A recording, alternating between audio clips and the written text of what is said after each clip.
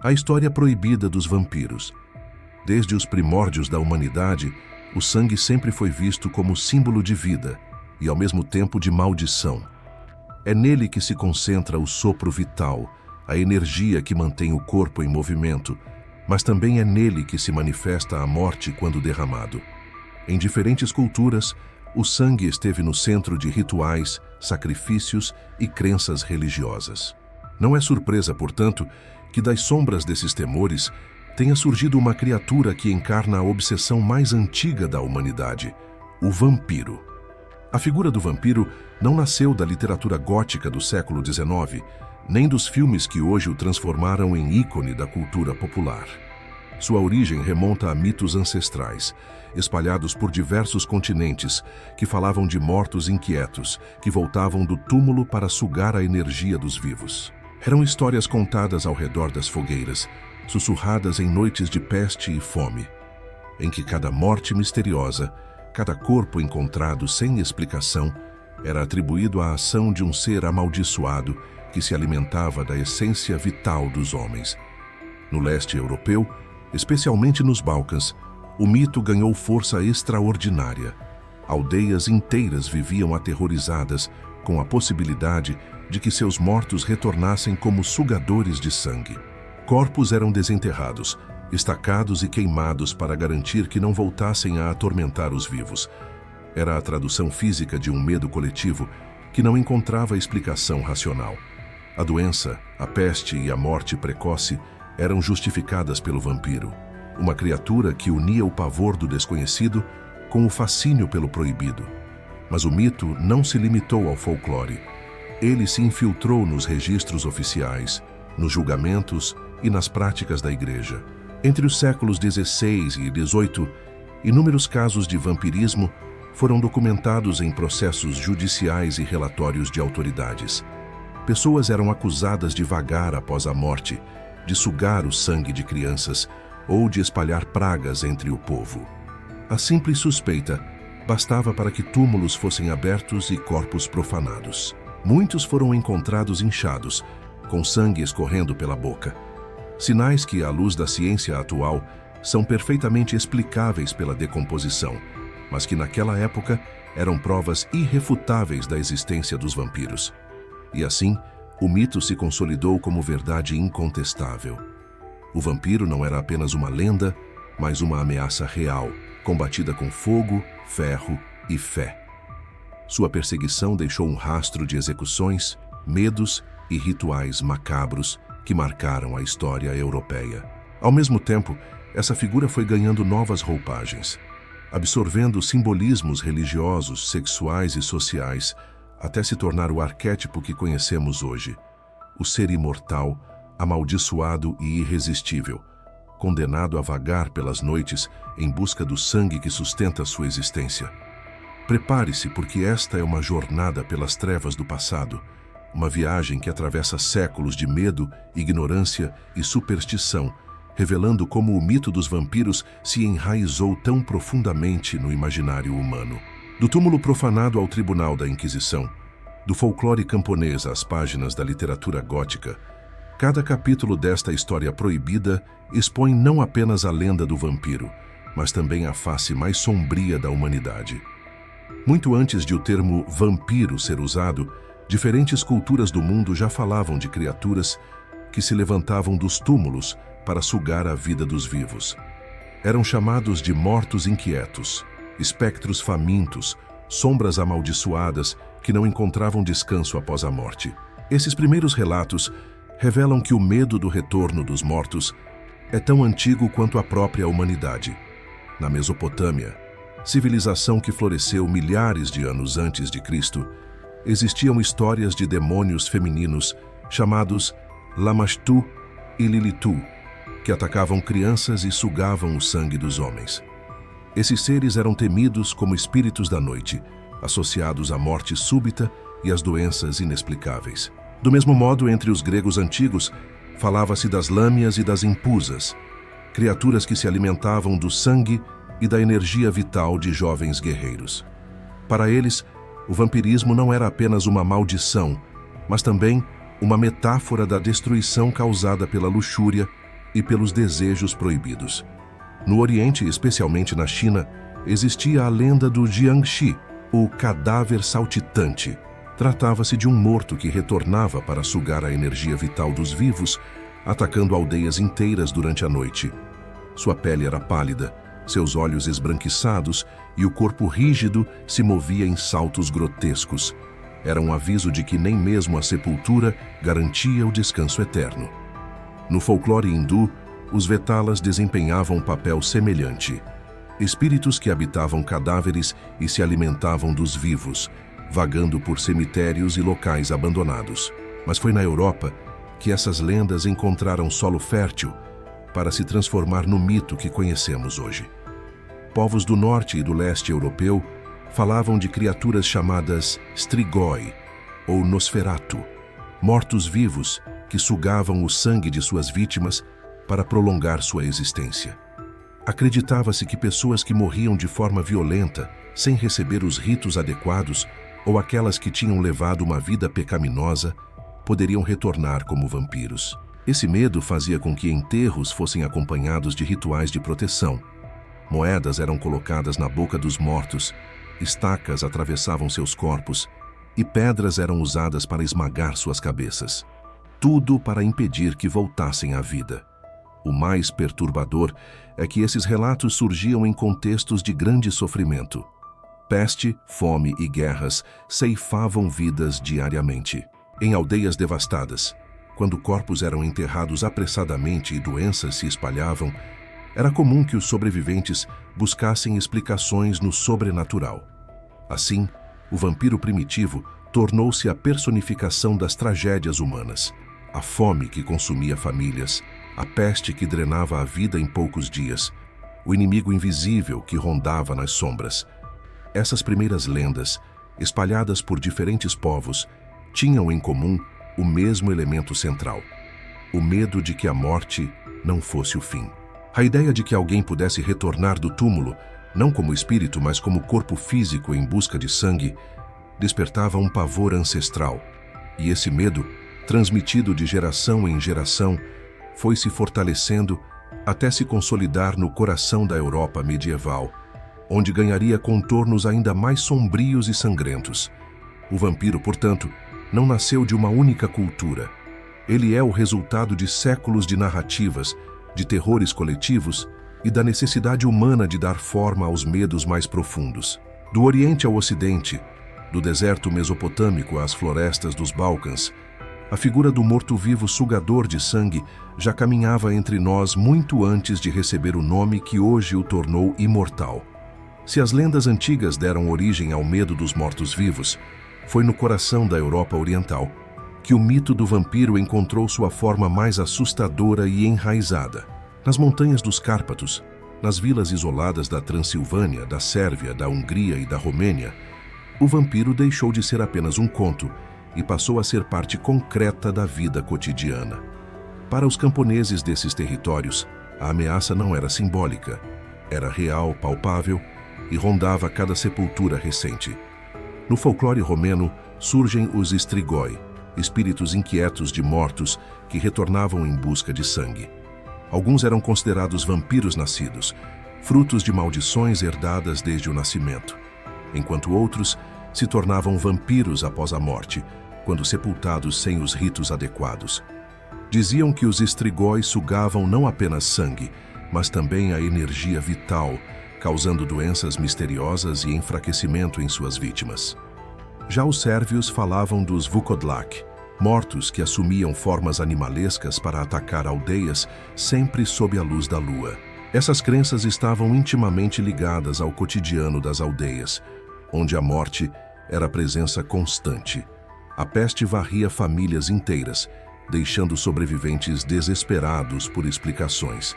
Se alguém adoecia após o funeral de um parente, logo surgia a suspeita de que o falecido havia retornado como vampiro para atormentá-los. Isso levava a práticas macabras. Corpos eram desenterrados e inspecionados. Se o cadáver estivesse inchado, com sangue nos lábios ou aparência preservada, era a prova da maldição. O corpo, então, recebia o golpe da estaca no coração, a decapitação e muitas vezes era queimado em praça pública para impedir que voltasse. O medo era tanto que as aldeias criaram rituais preventivos. Pregos eram fincados na cabeça dos mortos, tijolos eram colocados em suas bocas e, em alguns casos, o cadáver era enterrado de bruços, para que, caso tentasse sair da cova, cavasse em direção ao subsolo. A ideia era simples: garantir que o morto nunca encontrasse o caminho de volta ao mundo dos vivos. O mais intrigante é que esses rituais não eram apenas lendas transmitidas oralmente. Eles foram registrados em documentos oficiais entre os séculos XVII e XVIII, em relatórios militares e até em cartas de autoridades que descreviam os sinais do vampirismo. A figura do vampiro, portanto, não era apenas superstição popular. Tinha respaldo das autoridades locais, que viam nesses rituais uma forma de acalmar o povo e manter o controle sobre comunidades aterrorizadas. E foi nesse contexto que surgiram histórias lendárias, como a de Vlad Treiro, o Empalador, príncipe da Valáquia. Embora não fosse considerado vampiro em sua época, sua crueldade ao empalar milhares de inimigos inspirou séculos depois a criação de Drácula, o vampiro mais famoso da literatura. O eco de sua violência se misturou ao folclore e ajudou a cimentar a imagem da Transilvânia como a terra dos vampiros. O vampiro do leste europeu era, portanto, muito mais do que um mito distante. Ele fazia parte do cotidiano de comunidades inteiras, moldando hábitos, rituais funerários e até o modo como as pessoas encaravam a morte. Para aqueles camponeses, a noite nunca era apenas escuridão. Era o território onde os mortos se levantavam para sugar a vida dos vivos.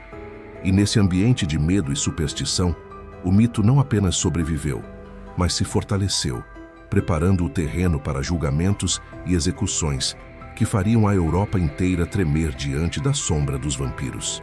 No auge da crença em vampiros, entre os séculos XVI e XVIII, o medo deixou de ser apenas superstição popular e passou a fazer parte de processos formais. Aldeias inteiras, dominadas pelo pavor de que seus mortos retornassem para sugar o sangue dos vivos, exigiam que autoridades religiosas e civis tomassem providências. E assim surgiram os julgamentos de vampirismo e os rituais de profanação de túmulos que ainda hoje impressionam pela brutalidade. Os registros históricos mostram que, em diversas regiões do leste europeu, corpos eram exumados quando havia suspeita de vampirismo. Bastava que uma sequência de mortes inexplicáveis assolasse uma vila para que os moradores apontassem o túmulo do culpado. Muitas vezes, o acusado já estava morto, mas isso não impedia o processo. A comunidade se reunia em vigília noturna, armada de tochas e ferramentas, e partia em direção ao cemitério. O túmulo era aberto em clima de tensão e horror, como se todos esperassem ver a criatura se levantar a qualquer instante. O que viam, contudo, era fruto natural da decomposição. Corpos inflados pelo acúmulo de gases, sangue coagulado escorrendo pela boca, unhas e cabelos que pareciam ter crescido após a morte. Sinais hoje explicados pela ciência, mas que, na época, eram provas irrefutáveis de que o morto se alimentava dos vivos. Essas observações reforçavam o mito, e o veredito era sempre o mesmo. Tratava-se de um vampiro. O ritual de destruição variava de acordo com a região.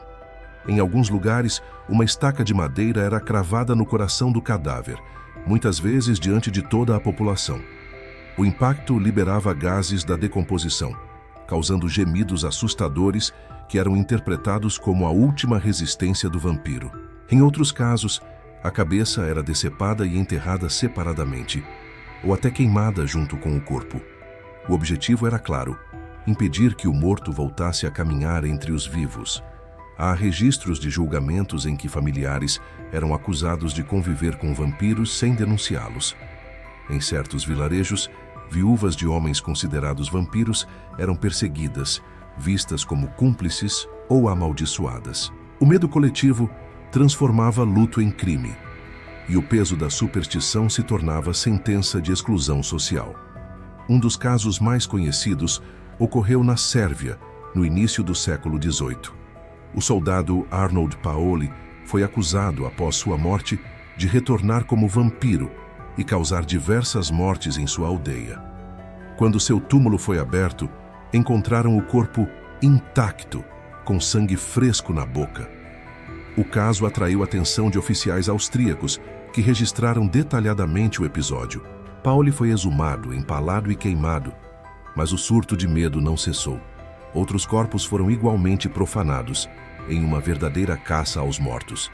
Esse episódio foi um dos responsáveis por espalhar a histeria do vampirismo pela Europa Ocidental, levando o tema até mesmo a discussões acadêmicas. Esses julgamentos e exumações revelam um aspecto perturbador. A fronteira entre superstição e sistema jurídico era tênue. O tribunal não estava apenas nas mãos dos juízes ou padres, mas também nas da comunidade, que legitimava a violência coletiva como forma de proteção. Era a crença transformada em lei, e o túmulo se tornava o palco de execuções póstumas. A imagem dos camponeses reunidos em torno de uma cova aberta, iluminados pela luz vacilante das tochas, cravando estacas e decapitando cadáveres, ilustra de maneira cruel a face mais sombria dessa época. Para eles, aquilo não era barbárie, mas necessidade. No entanto, para nós, é impossível não ver a cena como reflexo da ignorância e do medo que moldaram séculos de perseguições. Assim, cada enterro profanado, cada corpo mutilado em nome da fé, fortaleceu ainda mais o mito. E o vampiro, em vez de desaparecer, renascia a cada golpe de estaca, tornando-se imortal não apenas nas lendas, mas também na memória coletiva da humanidade. Se os enterros profanados revelavam o medo dos mortos, os julgamentos e execuções contra suspeitos vivos de vampirismo mostravam o quanto o pavor podia se transformar em histeria coletiva. Não bastava cravar estacas em cadáveres. Muitas vezes, pessoas vivas eram acusadas de carregar a maldição do vampiro e sofriam o destino mais cruel: tortura, humilhação e a morte em praça pública.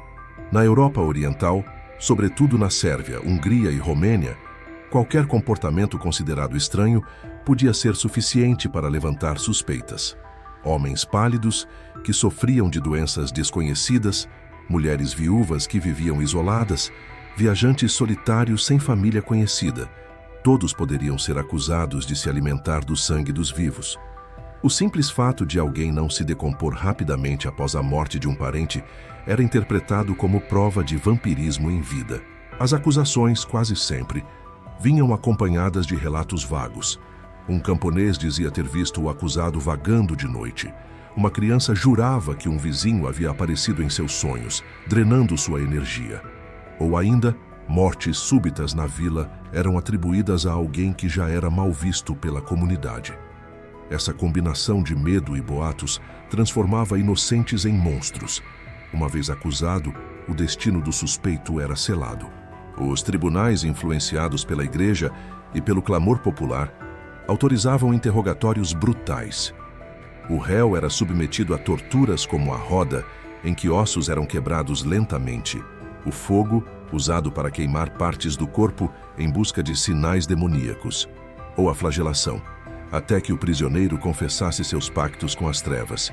Sob dor extrema, muitos diziam exatamente o que os inquisidores esperavam ouvir: que haviam bebido sangue, que haviam caminhado à noite com os mortos, que haviam recebido poderes de forças demoníacas. As execuções eram teatrais e destinadas a aterrorizar a população. Suspeitos de vampirismo eram empalados em estacas, queimados vivos ou decapitados.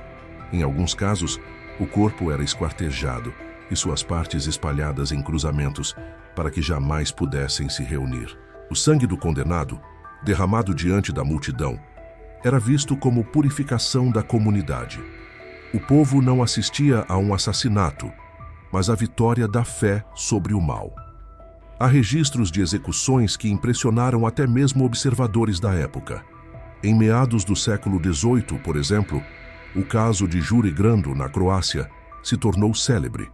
Morto em 1656, foi acusado de retornar do túmulo e aterrorizar sua aldeia por 16 anos. Quando finalmente exumado, seu corpo parecia intacto, com um sorriso horrível nos lábios. Uma estaca foi cravada, sem efeito. Foi preciso decapitá-lo para que o povo acreditasse que o pesadelo havia acabado. Esse relato, registrado por um padre, se espalhou pela Europa e reforçou ainda mais a crença de que vampiros eram uma ameaça real. O mais perturbador é que, em muitos desses casos, não havia diferença entre acusados vivos e mortos. Para a mentalidade da época, ambos representavam a mesma ameaça. O medo tornava-se justificativa para a violência, e a execução pública funcionava como catarse social. Cada golpe de estaca, cada fogueira acesa, não apenas destruía o suposto vampiro, mas também reafirmava o poder das autoridades religiosas e civis sobre o povo. Esses rituais de sangue e fogo mostram o quanto a superstição podia se transformar em arma de controle. O vampiro, criatura que encarnava a fome, a doença e o medo da morte, tornou-se o bode expiatório ideal para tempos de crise. E o preço dessa crença foi pago com a vida de inúmeros inocentes, esmagados pela ignorância e pela crueldade de uma sociedade que preferia queimar corpos a enfrentar suas próprias sombras. Assim, as estacas não mataram apenas os vampiros do folclore, mas também homens e mulheres que tiveram suas existências roubadas pelo medo coletivo. O mito se perpetuava a cada execução, e a chama das fogueiras iluminava não apenas a noite medieval, mas também a face mais sombria da humanidade.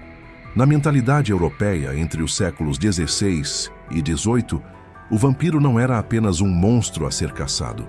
Ele era também uma explicação para os grandes flagelos da humanidade. Quando a peste devastava vilas inteiras, quando famílias eram dizimadas em poucas semanas, quando a fome ceifava vidas sem distinção, o povo não via apenas fenômenos naturais, via a sombra do vampiro pairando sobre a comunidade. Doenças misteriosas eram interpretadas como resultado direto da ação dessas criaturas. Pessoas que adoeciam repentinamente, emagreciam até a morte ou apresentavam feridas inexplicáveis, eram descritas como vítimas de sugadores de sangue. Em muitas regiões, acreditava-se que o vampiro não precisava apenas morder. Ele podia roubar a energia vital à distância, deixando suas presas debilitadas, com olheiras profundas, febres estranhas e corpos frágeis. Essa descrição, embora assustadora, coincidia com sintomas de epidemias como a tuberculose e a peste bubônica. Mas, sem conhecimento médico, os aldeões não viam bactérias ou vírus. Viam vampiros. As próprias vítimas reforçavam o mito.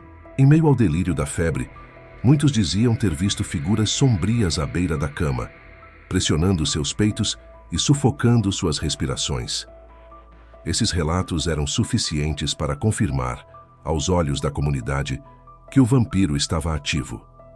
Quando a morte chegava, não era vista como consequência de uma doença, mas como prova do ataque da criatura. E assim, o mito ganhava força em cada funeral.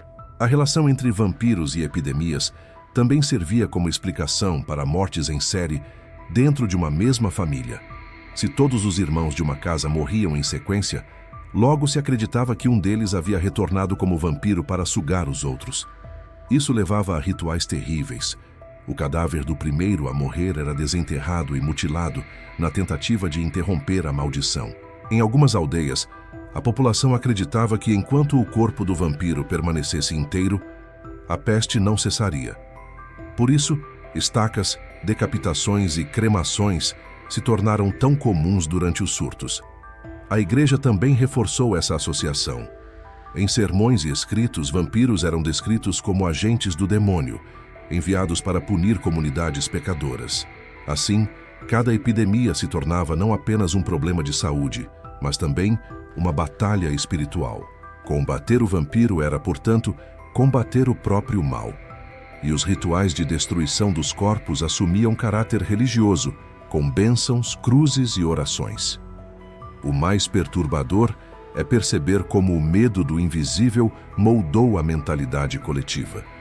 Sem ciência para explicar a origem das doenças, o povo encontrava no vampiro um culpado tangível, um inimigo contra o qual podia lutar. Era mais fácil acreditar que um corpo se erguia à noite para sugar vidas do que aceitar a fragilidade diante de pragas invisíveis.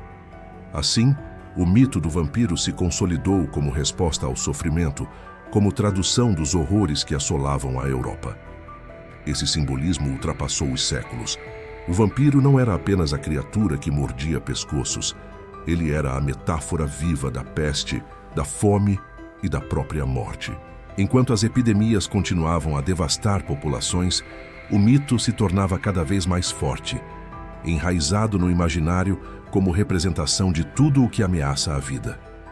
E é justamente essa ligação com a morte coletiva que explica por que os vampiros nunca desapareceram das histórias humanas. Eles eram mais do que monstros, eram espelhos do medo universal da doença, da decomposição e do fim inevitável. A cada cova aberta, a cada corpo queimado, não era apenas um vampiro que era destruído, mas a tentativa desesperada de uma comunidade de enfrentar o inimigo mais antigo da humanidade, a própria mortalidade. À medida que a Europa caminhava para o iluminismo e a ciência começava lentamente a substituir a superstição, o mito do vampiro não desapareceu. Pelo contrário, ele se transformou. De corpo temido nas aldeias e cemitérios, o vampiro ganhou nova vida nas páginas da literatura e nas narrativas góticas que floresceram entre os séculos XVIII e XIX. O que antes era medo popular passou a ser também fascínio estético e literário. O primeiro passo dessa metamorfose ocorreu com os relatos oficiais de vampirismo que circularam pela Europa Ocidental no início do século XVIII. Casos como o de Arnold Paoli, na Sérvia, ou o de Peter Plogojovich, na Hungria, foram relatados em jornais e documentos militares austríacos, espalhando o pavor para além das fronteiras dos Balcãs. Esses relatos chocaram leitores em cidades como Viena, Paris e Londres, onde intelectuais e curiosos debatiam seriamente a existência dos vampiros. Era o nascimento de uma histeria internacional. Foi nesse caldo de medo e curiosidade que a literatura encontrou terreno fértil. Em 1819, John Polidori, médico e companheiro de viagens de Lord Byron, publicou The Vampire, considerado o primeiro conto moderno sobre vampiros. Diferente das lendas camponesas, seu vampiro não era um cadáver grotesco, mas um aristocrata elegante, sedutor e misterioso. Essa transformação mudou para sempre a imagem da criatura, aproximando-a do imaginário gótico que dominava a época. O vampiro deixava de ser apenas um monstro rural para se tornar também um símbolo de poder, desejo e decadência. A literatura gótica, que já explorava temas como a morte, o oculto e a corrupção da alma, rapidamente abraçou a figura do vampiro. Obras como Varney, The Vampire, 1847, popularizaram ainda mais a criatura, trazendo narrativas longas que circulavam em folhetins e chegavam às mãos do grande público. O vampiro agora era também um personagem trágico, amaldiçoado, dividido entre a imortalidade e a necessidade de se alimentar de sangue. Mas foi em 1897 que o mito atingiu sua forma definitiva, com a publicação de Drácula, de Bram Stoker. Inspirado em lendas do leste europeu e no legado sangrento de Vlad, o Empalador, Stoker construiu o arquétipo do vampiro moderno. Aristocrata, imortal, habitante de castelos sombrios, senhor da noite e da sedução. A obra não apenas consolidou a figura do vampiro no imaginário ocidental, mas também definiu suas regras, a fraqueza diante da cruz, o medo da luz do sol, a necessidade de dormir em caixões com terra natal. O impacto de Drácula foi imediato e duradouro. A criatura deixou de ser apenas superstição folclórica para se tornar ícone cultural. O vampiro passou a refletir não apenas o medo da morte e da peste, mas também os dilemas da modernidade, o desejo reprimido, a luta contra os instintos, a decadência moral da sociedade. No imaginário gótico, ele se tornou ao mesmo tempo monstro e metáfora, terror e fascínio. Assim, o mito popular, que nascia da ignorância diante das doenças e da decomposição, foi transformado em símbolo literário e estético. O vampiro não era mais apenas o camponês morto que se erguia do túmulo, mas também o conde misterioso, que habitava palácios sombrios e seduzia suas vítimas. Era o mesmo medo ancestral, mas agora revestido de elegância e mistério. Essa transição mostra como os mitos não morrem, apenas mudam de forma. O vampiro sobreviveu à ciência, às explicações racionais e ao avanço da medicina porque carrega em si algo maior. A representação da nossa eterna luta contra a morte, contra os desejos ocultos e contra a escuridão que habita em cada ser humano. A história dos vampiros é, acima de tudo, a história do medo humano diante daquilo que não compreende. Das aldeias devastadas pela peste aos castelos da literatura gótica, dos cemitérios profanados às telas do cinema, a figura do vampiro atravessou séculos, sempre se reinventando para permanecer viva. O que começou como superstição popular se transformou em um dos mitos mais duradouros e fascinantes da humanidade. O legado sombrio dos vampiros pode ser visto em diferentes camadas. A primeira é histórica. Centenas de inocentes foram perseguidos, julgados e executados em nome dessa crença. Túmulos foram abertos, cadáveres mutilados e famílias inteiras destruídas pelo medo coletivo. Esses episódios não são apenas lendas, são fatos registrados que revelam o peso da ignorância e da superstição sobre sociedades que buscavam explicações para tragédias inexplicáveis. Cada estaca cravada em um corpo, cada fogueira acesa, reforçava não apenas o mito, mas também a violência legitimada pela fé. A segunda camada é simbólica. O vampiro se consolidou como representação do mal invisível. A doença, a morte e a peste que consumiam comunidades. Ele era a tradução física do medo de perder a vida, de ver famílias dizimadas sem motivo aparente. Mas, ao mesmo tempo, o vampiro também simbolizava o desejo proibido, a tentação, a luxúria que a moral religiosa tentava suprimir. Por isso, ele se tornou tão poderoso no imaginário gótico. Não era apenas um monstro, era o reflexo dos instintos que a sociedade tentava negar. Com a literatura e o cinema, o vampiro assumiu novas formas. Em Bram Stoker, ele se tornou aristocrata sedutor. Nos filmes expressionistas do início do século XX, como Nosferatu, 1922, voltou a ser um cadáver grotesco. Mais tarde, em Hollywood, ganhou a imagem romântica e imortalizada de Bela Lugosi, vestindo capa e caminhando entre sombras. Ao longo das décadas, foi adaptado para cada geração, às vezes monstruoso, às vezes trágico, às vezes sensual, mas sempre irresistível, sempre presente. O fascínio eterno pelos vampiros revela algo profundo sobre nós. Eles representam nossa relação ambígua com a morte e com o desejo. Tememos a escuridão, mas também somos atraídos por ela. O vampiro encarna essa dualidade. É o monstro que devora, mas também o ser imortal que desperta inveja. É condenado pela fé, mas adorado pelo imaginário popular. É destruidor, mas também símbolo de resistência contra o esquecimento, pois sobrevive quando todos os outros perecem. Hoje, em uma era dominada pela ciência, poderíamos imaginar que o mito teria desaparecido. Mas não. Ele se adaptou. Vampiros continuam a habitar livros, filmes, séries e até mesmo músicas.